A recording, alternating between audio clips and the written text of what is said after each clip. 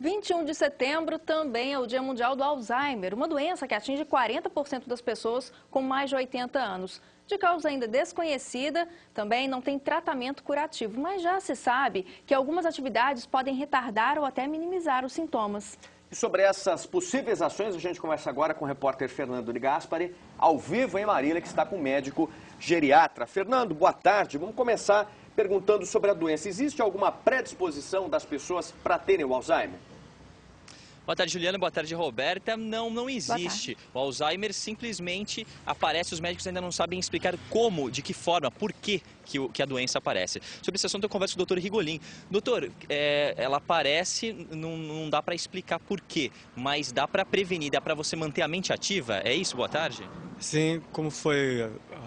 A Roberta fez o chamado, que é uma doença que aparece, que tem tratamento, embora não tenha cura.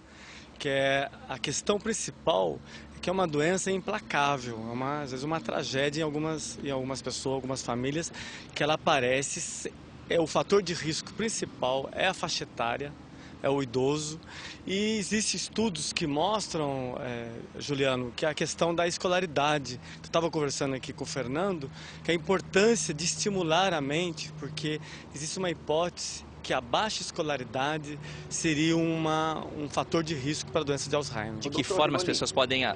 pode falar, Juliana. Então, justamente isso, Fernando, essa pergunta que você ia colocar. De que forma que as pessoas, então, podem exercitar e a partir de que idade, doutor, que é bom fazer esse exercício mental, vamos dizer assim, para não ser vítima aí do Alzheimer?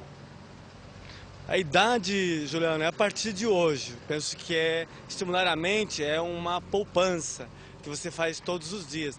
Eu gostaria até de aproveitar a oportunidade, eu vi que vocês fizeram o TV Tem redação para jovem, sugeriu o TV Tem redação para idoso.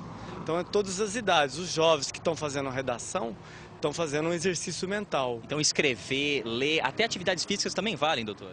Sim, a leitura, a atividade de jogos. Por exemplo, nós estamos desenvolvendo aqui em Marília um chamado otimização cognitiva, que é motora e cognitiva, onde o idoso do asilo, lá do Lar São Vicente de Paulo, tem a oportunidade de jogar, fazer o tabuleiro de dama gigante, onde ele vai exercitar tanto a mente quanto a parte motora. Agora as pessoas, por exemplo...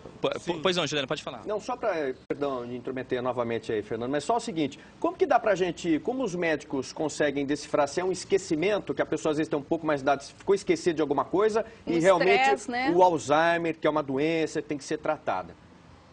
Sim, a pergunta é muito complexa, porque a memória, a alteração da memória, logo existe um estigma, um tabu, que se você falhou a sua memória, você está ameaçado do Alzheimer. Porque uma das alterações cognitivas do Alzheimer é a memória. Só que a diferença, Juliano, que a memória do Alzheimer, a alteração da memória do Alzheimer, ela é seguida de uma alteração funcional, isso é, uma alteração executiva. O exemplo que eu gosto de usar é o da lente, do óculos. Você pode esquecer o seu óculos, mas não pode esquecer para que servem os seus óculos. Tá certo, doutor. Obrigado pelas informações. Juliana e Roberto, então é sempre bom a gente falar que o importante é manter a mente ativa. Se a pessoa não gosta, por exemplo, de ler, de escrever, pode focar em jogos, pode fazer uma atividade física. O importante é manter a mente sempre ativa. Não ficar com a mente parada. Exatamente. Muito obrigado, Fernando. Muito obrigado ao doutor também, Rigolin. Boa tarde para vocês. Boa tarde.